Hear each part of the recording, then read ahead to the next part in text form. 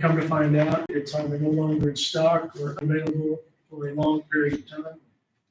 So they brought us back another quote.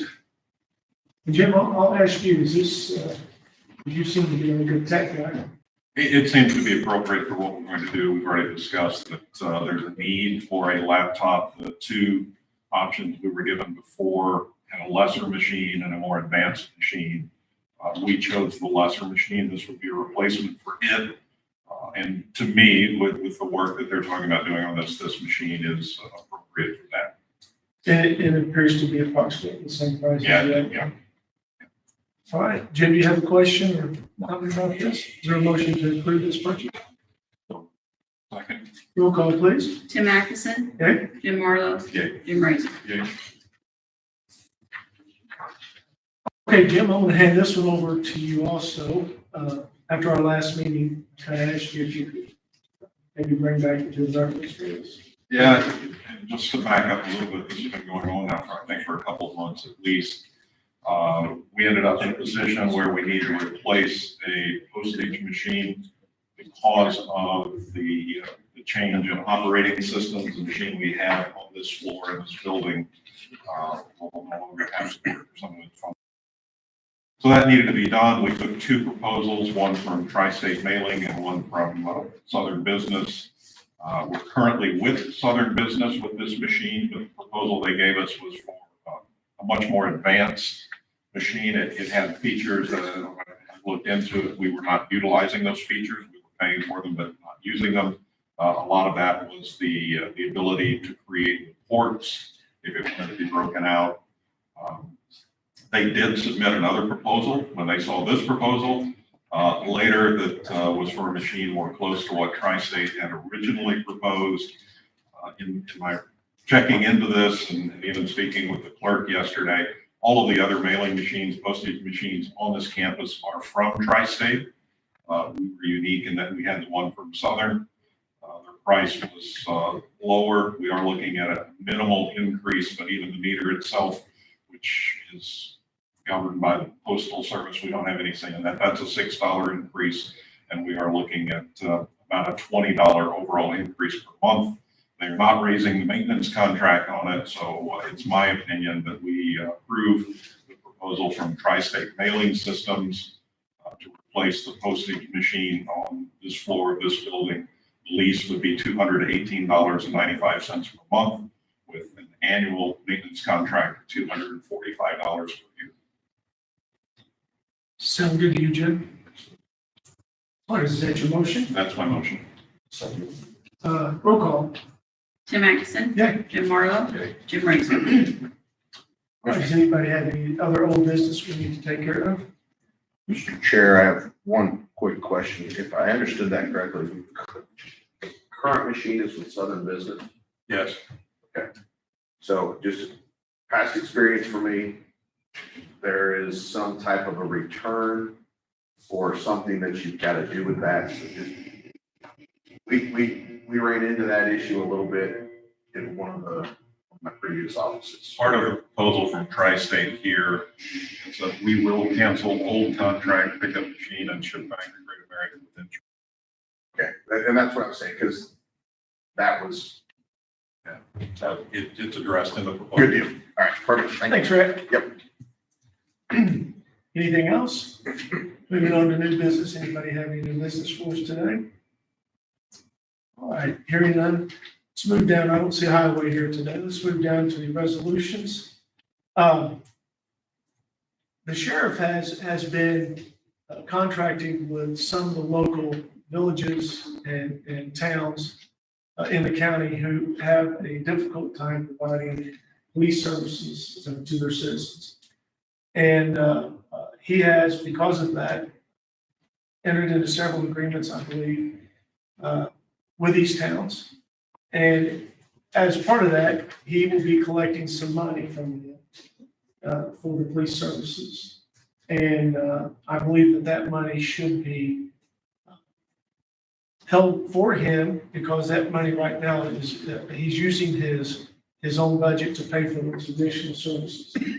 And I believe that the money that he collects, that this board should allow him to use that money as budget money that he has expended for that. And in this resolution, this would create a trust that would allow those funds also to carry over year, so that money won't disappear. And I don't think we're talking about a huge amount of money here, but it is money that he's spending out of his current expenses. So if I have a question about that, I can talk about it. Mr. Chairman, I've done a little research on this myself. And I've contacted those of Hurst, I've contacted those of Curtis Springs, I've contacted, Colton. And there are a few discrepancies. I know Hurst has already been sending invoices, have been sending invoices from last year. I have about 10 invoices and copies of them right now. But from what I understand on the contracts, it's verbal. There's nothing written. We don't know how many officers, we don't know how many hours. We don't know if the amount is for a full year, or change at any time. I think there's some issues with that. Secondly, I think that it's my understanding that any money that the sheriff brings in, as is any department, goes into his fees and then is transferred into our general. It can be later on included in his budget at that time, but I do have a problem with this right now, the way it's been written. And like I said, from what I understand, from what I've talked to these individuals in these communities, it's all verbal. There's nothing writing. We don't have anything here. A copy of the contract. From what I understand, they told me that the sheriff told them that he is the point of contact. No one else. So I'm not comfortable with this as it stands. I'd like to table this. Actually, am I correct on that? That funds that the sheriff brings in should go into our general fund? I mean, yes and no. The way you got this laid out and proposed, I mean, the money will go into a trust. The trusts, all trust accounts within the general fund are overseen by the commissioners. So therefore, you still have authority over the money and how it's, I mean, the way that I envision it, the way it would be set up, the money would be collected and put in, we've already built the trust, Sheriff Services Trust. Then that money would either be used for overtime or regular time, however they wanted to determine it. And we would make a separate line item on each individual deputy's payroll. And it would be a reimbursable account, just like mine or Amanda's automation accounts in which we pay, for like a specific employee. And so it would fully reimburse or wouldn't fully reimburse it. It would reimburse the full gross wages of those individuals for what services they're providing to those groups. But the claims that would be generated, would be signed by the sheriff, but then they have to be countersigned by two of the people. So, it's not, so in a sense, the only difference in this in two ways. One, unless you guys all want to reopen the budget, you can't dump any of these funds received into a current budget. Unless you want to say, well, we'll take it out of contingency, knowing that we have that same amount to either counteract or offset that. The only other option for this is to set up the trust and have it done where it's reimbursable, or that you have oversight. The other part with this is that if you all determine that he has engaged in these agreements and that this is outside the normal scope, and he's, I guess, for lack of a better term, generating revenue for the county that's applied directly to that, then the trust line is the only way to carry over that year over year in a balance. Otherwise, as you know, with a budget, when the budget cycle's over, that entire line is over and it starts anew the following year. So I mean, there are some, I guess there are some check and balance mechanisms in the way that I envision. Well, let me be clear on this. I understand that certain villages need extra police protection. The services provided, I mean, does he not monitor those or does he not control those anyway? At any time? I think that'd be a question for Jeff. Okay. My- And then secondly, like I said, without a written contract, because right now everything is verbal. Then, I find it odd that these other boards from these other villages would even agree without a written contract that would explain the number of deputies, the number of hours of patrols or whatever that they would agree to for the amount. How do they know they're getting their money? What I'm saying is, I know the need, and I'm comfortable with the need, but it's just, I think we need to have a contract, right? A hands-on contract that we can refer back to. I mean, So this resolution, other than the fact that we don't know if he has a written contract with them. As of right now, I know he resolution does would- not have a written contract, they told me. No, I'm not being told that, Jim. I'm I've not being told contacted. that. Brett, you have something to add? So, two things. No money will come in unless the entities pay it. Okay, so whether there's a verbal contract or a written contract, you're not budgeting for these funds. These funds are a reimbursement at this point in time. Next budget cycle, it'll be an issue for you guys to address.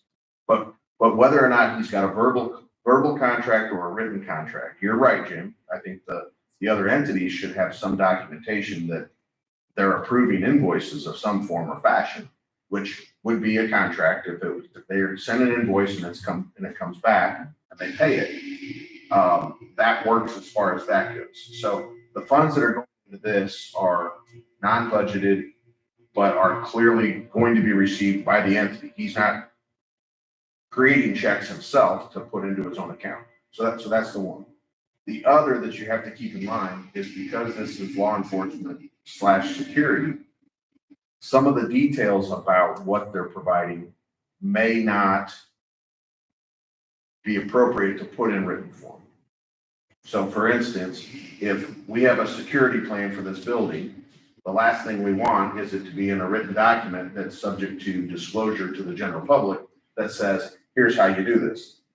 My understanding with the law enforcement patrols that are going on is he has reached agreements with the various small towns that can't afford to have their own officer 24/7. And so some of those communities would then have an officer that worked from 8 until 3. But everybody in the town knew that after 3 o'clock, the police force was done. And so if you wanted to do something illegal, do it after 3 o'clock or do it before 8. I made my point clear that I understand that. Okay. That's not the problem. And checks have been issued. I do know checks have been issued. Now, they have not been cashed yet. Correct. And I do have at least 10 invoices from Hearst, in the amount of about $5,000 a month, $5,100 a month. So it is. And, but, they just, now Creel Springs has yet to get back with me. I do know I did speak to, Mike Merle, and she did say that they're doing the same thing, but, it's everything from Creel to Hearst to Caldwell. It's been, verbal. Everything's verbal. We don't know how many officers, are any of the details. I would think it'd be more of their responsibility to find that out, but until I think we have a copy of the contract, I'm not comfortable with this.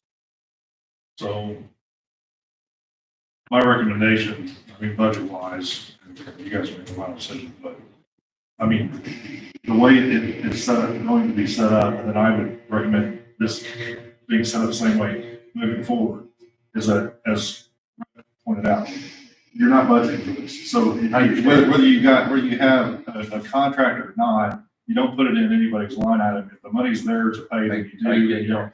and I will be tasking them to, they're gonna have to account for this. So there should be some kind of either report or something that will, show they had X amount of hours dedicated to these that will be in that payroll line item and will be asking for reimbursement. They will also have, I mean, if they're wanting to buy any, materials, equipment, et cetera, they're gonna have to provide some kind of invoice that it's geared towards that for you guys to approve and sign off on. So, I mean, to me, this is, I don't need the contract because the way it's designed on the budget side and the reimbursement side is, it's not, nothing's fail safe, but I've set it up in a way that if the money's not there, you can't do it. Or you're gonna have to use another budget line item that you're gonna eat into and you're not gonna get a benefit. So, I mean, that's how I wanted to set it up. And I'm pretty sure that I'll be willing to make a one-time adjustment if they have prior, time period of these, 5 months or whatever they've been doing to reassign those in this fiscal year from 12/1 on. But I mean, I'm not gonna do that. I mean, I'm telling you right now, I'm gonna refuse to go back all the time and be like, well, we missed this. It's, you get it right and get it done. I'm not gonna be fixing it over and over just because you can't keep track of what's happening. Understand that, okay, but I'm still not comfortable with this unless we have a contract. I can see what spells out the amount of deputies, amount of time, not so much the time, period of time of hours, but, we don't know. So I'm not comfortable with this as it stands. Okay. I know he's got checks over there that have to be deposited. I know that. He's had And I'm checks over not, there and I'm since, not aware. last, I And- believe it was last, I Okay. know since April, but last in 24. And I know don't, he's had checks since. I don't know that we need contracts to receive money. I know that if somebody's paying us, I don't know that we absolutely have to have a contract for that. And once again, he's providing the services, and I think the towns and villages are gonna be the ones who are gonna have their own responsibility to decide if that service is correct or not. I know I go back to, he's got the checks right now, and they need to be out of his hands, and they need to be deposited into the county's accounts. That's my thought. Brett, is there anything legally wrong with this resolution? No, I mean, I. Without contracts, Brett, will this cause us an issue? No, because the way it was drafted, and I had a hand in drafting it, was to take into account any funds that were received from the outside entities could be placed. If the outside entities have a problem with the verbal contract, then it's their issue to have the issue. If they don't feel as though they're getting the number of hours of service that they are paying for, then again, that's their issue. It's not necessarily the county's issue. It's the county's issue if they raise it that the sheriff is shorting them and, something along those lines, but that's not where it's at. So I don't have a problem with this from a legal standpoint on the document. The initial draft that I received, I did have a problem. I modified based upon the facts that I knew. And so this has my blessing as far as the drafting goes. The procedural element, if I understood Jim, he wanted to table this. If he's officially making a motion to table, then it needs a second. And if not, then it fails, and then you guys can proceed forward. So we got two different things going on here, but from a resolution standpoint, I think you are good. Mr. Mason, I'm gonna ask you, do you have an opinion on this? I do. From day one, I've been of the opinion, and I've shared it, that if an office holder finds a way to bring revenue in, they should receive priority in getting some of that money or all of that money back. This resolution, to me, takes a step beyond that and is formalizing it. I really appreciate that because whether it's verbal or written, it appears there are agreements out there that need to be honored. And this kind of holds all of us to that. We have an office that is bringing in additional revenues. They should be able to use those revenues to provide the services that are associated. So I appreciate the reasoning behind this resolution. Hey, Jim, do you want to make a motion to table this? I'll make the motion to table this until we get a little more information on this. Is there a second? Motion fails for lack of a second. Make a motion that we approve resolution number 25-04-24-49. Resolution of the Board of Commissioners of Williamson County, Illinois, to formalize the reimbursement of the Office of Williamson County Sheriff with funds received for extra patrols in surrounding communities. Is there a second? Second. Roll call, please. Tim Atkinson, Yeah. Jim Marlowe, No. Jim Razor, Yay.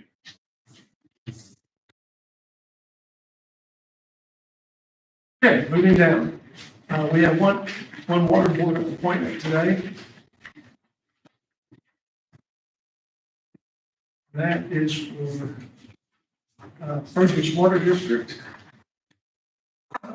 One of our county highway employees serves on that board up there. His term is up.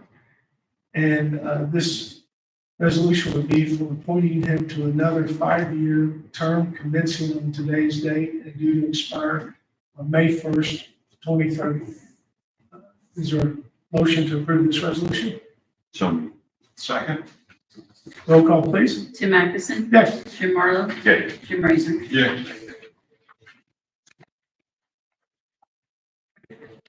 So anybody have any public comment? Hearing none, let's move down to miscellaneous. I know Ashley, you got some ARPA. Yeah. First one is the Lakeside Water District. It's they estimate number 4 for follow-up construction, and then a Horner Shefford invoice for construction water engineering. Total amount of the request is $54,442.54. Then one for Southern Illinois Coalition for the Homeless for reimbursement of their March services for their outreach and housing stabilization and administration and operational expenses for $2,249.92. Then I've got another budget item to discuss.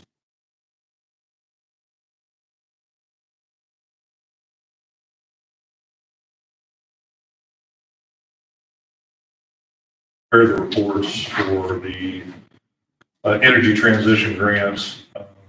The grant ends on June 30th. Originally, this was designed to hire a grant writer, been unable to secure one. We reached out to Connie Denny at DCO and discussed repurposing that grant into another source.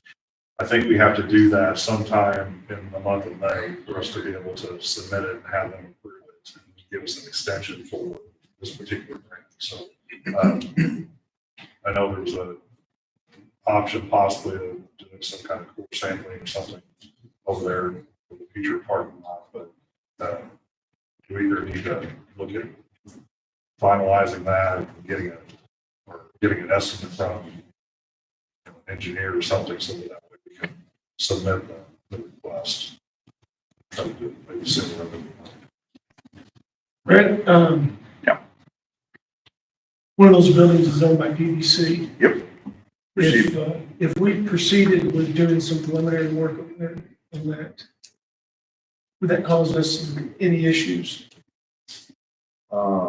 With their permission, no. If we could get their permission? But I received actually a text this morning from Mr. Malkovich for me to return a call to him for some discussions. So Okay, that may move faster than. that's good.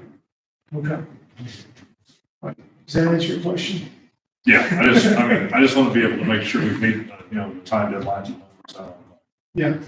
I either have to apply for an extension with the existing request, but I think whenever you email back and forth, she preferred that we change the scope of the project and apply for extension to be able to justify the extension. Easier. We have a meeting on Tuesday of next week. We'll revisit that. then. Sound good? Revisit that. then? Yeah, I'll have more information for you. All right. Does anybody have anything else that like to talk about, get off their chest? I during the countywide cleanup day, I've still been in contact with Gary. I have not yet received the contract. He updated us. I don't think it's gonna be that big. Presumably it's small. I guess you expect. But I've been on him to conversations to should we get that so we can advertise this now? I don't want to advertise it until we get it.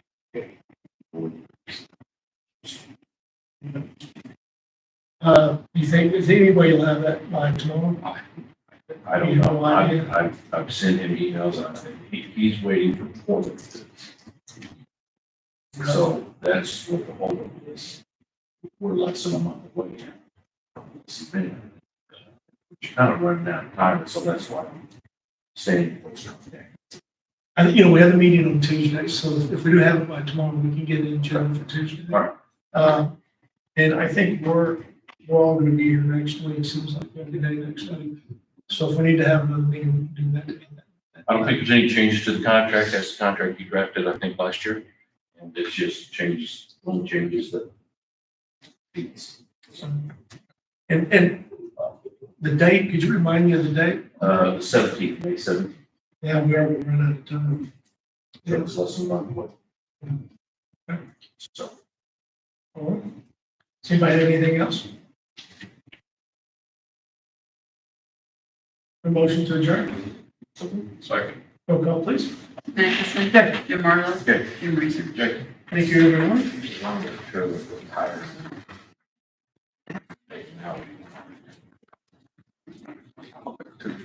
Was that his contract? We have another board I think meeting. it has- Actually, board meeting. Okay. Yeah. I wasn't for certain if you were saying that you